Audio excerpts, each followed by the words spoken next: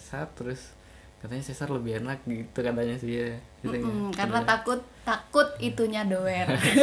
Enggak, enggak juga.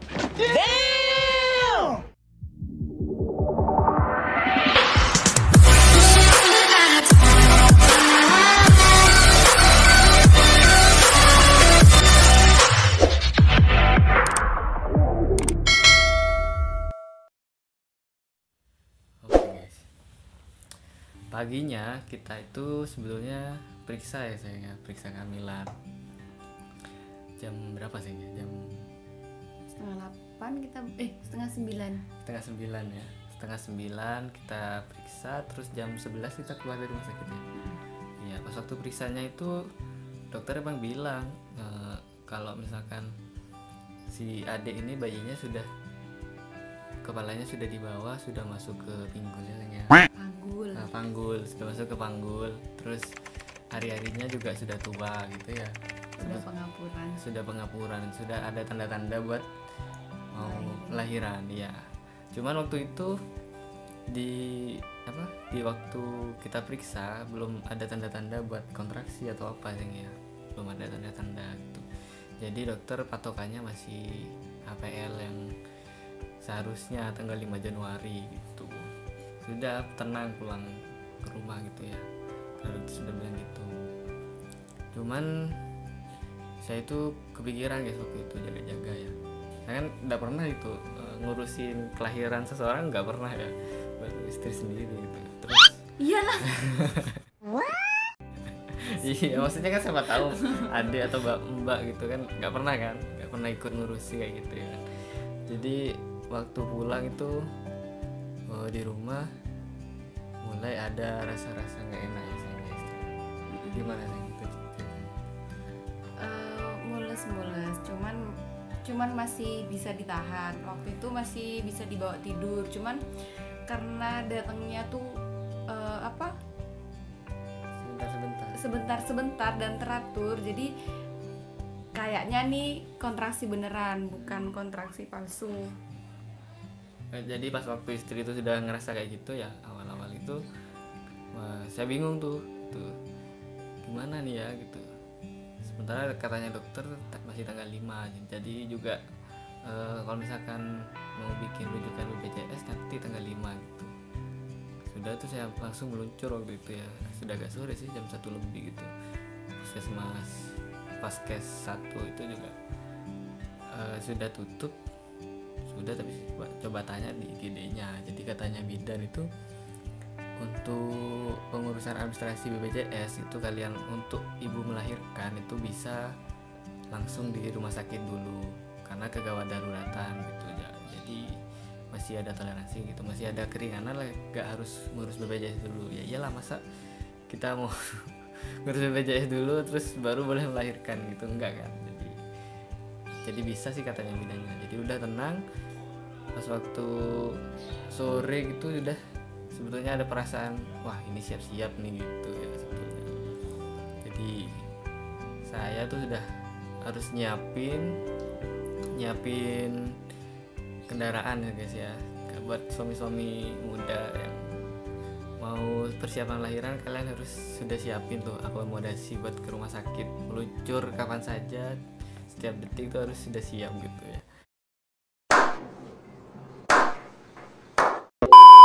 Waktu ngerasa itu gimana sih? Jadi Mules, terus abis itu hilang lagi, mules lagi, hilang lagi, sampai jam setengah 6 ya kalau nggak salah. rasanya dari jam 12-an kayaknya. Dari jam 12-an ya, setelah makan siang gitu. Sekitar setengah 6 tuh ke kamar mandi, udah ada tragedi berdarah. Akhirnya ya udah langsung berangkat ke rumah sakit. Ya langsung berangkat ke rumah sakit tuh. Terus nyampe rumah sakit diperiksa sama bidannya, udah buka 7 ternyata. Karena udah buka 7 itu gak bisa langsung lahirin, jadi masih harus nunggu sampai pembukaannya lengkap ya kan. Iya. Nunggu pembukaannya lengkap, nyampe sana, nyampe rumah sakit, suami ngurusin administrasi buat ngelahirin. Jadi aku sendiri di sana karena berangkat ke rumah sakit cuma berdua doang. Ya, karena kita kan jaga-jaga soalnya COVID guys ya.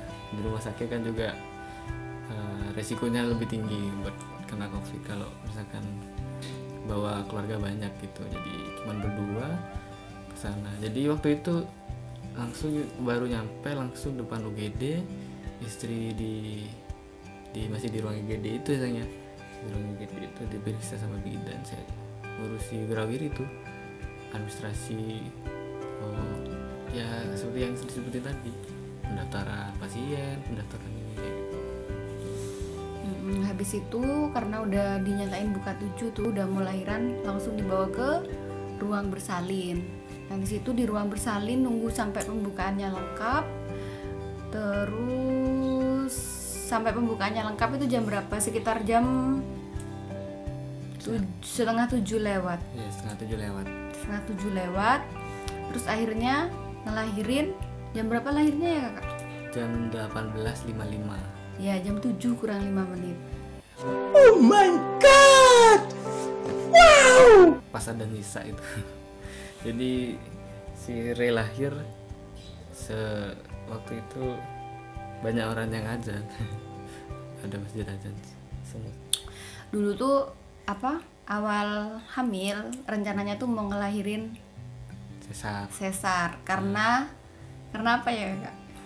Karena gak tahu sih, karena katanya gitu referensi si dia maunya sesar, terus katanya sesar lebih enak gitu katanya sih ya.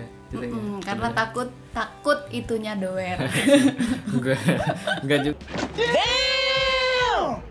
juga lah kayaknya. Ternyata setelah lahiran normal tuh kan jahitannya tuh sama persis kayak belum ngelahirin. Sama pas ngelahirin tuh bagian yang sakit cuman pas waktu yang ngelahirin, sama dijahitnya sakitnya kayak digigit semut. Semut merah dan besar. Jadi kalian bayangin aja digigit semut merah besar di situ. Iya. Itu sampai habis ngelahirin disuruh nunggu sampai jam 10 ya. Iya. Sampai jam 10, 3 jam berarti 7, 8, 9, 10 kita si ibu yang habis ngelahirin itu udah harus bisa duduk, harus bisa pipis, harus bisa ke kamar mandi. Jadi jam 10 itu udah harus bisa 3 hal itu, baru habis itu dipindahin ke kamar inap. Kita di kamar inap kita seharusnya dapat kamar kelas 1 saja. Dapat kamar penginapan kelas 1, cuman karena waktu itu sudah habis ya, kamarnya sudah penuh, kita dititipkan di kamar VIP. Kamar VIP naik dong ya. Naik, tapi itu kita gak nanggung naiknya itu karena emang rumah sakitnya yang keterbatasan tempat ya kayaknya.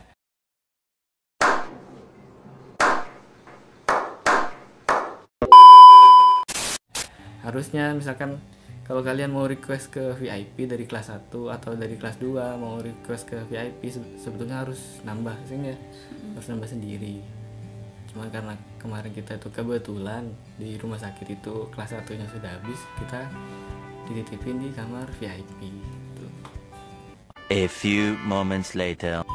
Di situ sampai besoknya sampai jam berapa ya? Kita pulang. Oh iya maghrib. Sampai maghrib karena lama tuh nunggu dokternya ya. Dokternya nggak datang buat kontrol.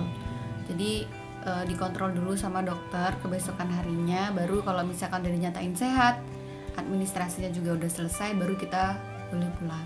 Administrasi juga ya guys ya. Kemarin itu pelayanan di Mitra Medika itu soal administrasi diurusi juga sih sama pihak Mitra Medika itu tentang ini BPJS-nya bayi ya. Kan kalau kita dengar-dengar gitu dari teman-teman yang lain gitu ya, kita ngelahirin rumah sakit tuh biasanya sudah lepas tentang BPJS-nya bayi gitu.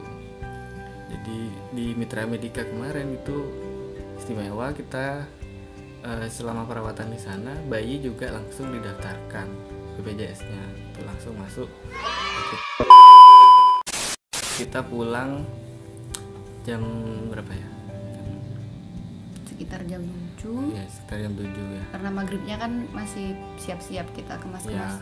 dan juga waktu itu guys ya, kita pengalaman itu sebetulnya pulangnya tuh bisa lebih awal guys, bisa siang atau sore. Cuman karena ya si dokter itu ya tadi mungkin karena banyak pasien ya, banyak pasien, dan setelah kita melahirkan malamnya itu kemarin tuh banyak itu yang pasien yang mau melahirkan lagi, ibu-ibu muda yang melahirkan lagi gitu ya. Terus wah penuh itu ruang bersalin itu. Wow. Di sana. Jadi mungkin karena mereka sibuk juga ngurusi administrasi pasien lain atau ngurusi perawatan pasien lain, bayi lain itu mungkin ya, jadi agak molor gitu. Tapi sebetulnya nggak apa-apa sih, kita nyaman-nyaman aja di sana gitu. Fasilitasnya enak ya, Neng, ya. Kursi roda siap selalu setiap saat gitu. Jadi makanannya, kalau makan di rumah sakit kalian merasa kurang cocok ya, minta kirim aja sih dari rumah gitu. Iya. Soalnya kan biasa makan makanan rumah ya, takutnya makanan rumah sakit berasa kurang enak di lidah gitu ya. Hambar karena gak ada vaksinnya. Iya biasanya sih gitu, jadi bawa aja makanan dari rumah gitu. Cuma sebelum kalian pesan makanan, baiknya kalian tanya dulu Seng ya, makanan apa yang boleh yang nggak boleh gitu ya. Gitu gimana sih Seng? Enggak sih, kalau ibu habis melahirin apa aja boleh dimakan, Apa aja ya? apa aja, nggak ada pengecualian. Yang penting sehat. Iya bisa. Itu selama di rumah sakit sih ada perawatan yang penting sih. Paling cuma banyakin istirahat aja biar siap kembali ke rumah Seng ya. Ya biar pulih. Biar pulihnya cepat gitu. Cuma disaranin makan ini ya, protein ya. Kayak telur biar apa jahitannya cepet kering. Cepat sembuh lagi gitu. Sama itu juga baik buat ASI ya sih. Tuh. Jadi kalian gak usah tenang, gak usah khawatir ya, gak usah khawatir, tenang aja. Walaupun ke rumah sakit cuman berdua, di ruang bersalin cuman berdua, di situ masih ada tenaga medis yang hebat-hebat kok, yang ahli gitu di bidangnya. Jadi semuanya akan aman gitu, terkendali, gak usah khawatir. Oke guys, mungkin itu aja pengalaman yang bisa kita bagikan ya. Semoga itu bisa bermanfaat buat kalian.